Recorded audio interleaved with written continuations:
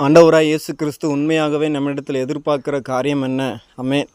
அதுபோக ஆண்டவராய் இயேசு கிறிஸ்து அவரிடத்தில் நாம் எதிர்பார்க்கிற காரியம் என்ன என்று சொல்லி பார்த்தா, ஆண்டவரே என் குடும்பத்தை நல்லவையும், எனக்கு நோய் வரக்கூடாது, பிரச்சனை இருக்கக்கூடாது, போராட்டம் வரக்கூடாது, என் வாழ்க்கையில் நல்லது நடக்க வேண்டும், எந்த மனிதர்கள் முன்னாடி நான் தலை குனிந்து நடக்கக்கூடாது, தலை நிமிர்ந்து நடக்கணும், எனக்கு ஆஸ்தி வேணும், அந்தஸ்து வேணும், செல்வாக்கு வேணும், இதெல்லாம் வேணும், எனக்கு நிம்மதியை தாங்க, சந்தோஷத்தை தாங்க என்று சொல்லி கேட்குறோம்.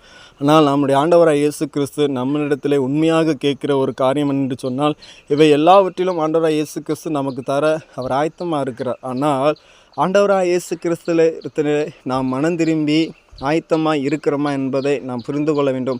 அருமையான சகோதரி, எதிலே மனம் திரும்பி? ஆவியில், ஆத்மாவில், சரீரத்தில் மனம் திரும்பி ஆண்டவரிடத்தில் திரும்பும்போது ஆண்டவர் நமக்கு இந்த எல்லா காரியத்தையும் செய்து அவருடைய நாமத்தை நம் மூலமாக மகிமைப்படுத்த அவர் நமக்கு உதவி செய்வார். இதுவே நமக்கு பெரிய சந்தோஷம், நிம்மதியுமாக இருக்கும்.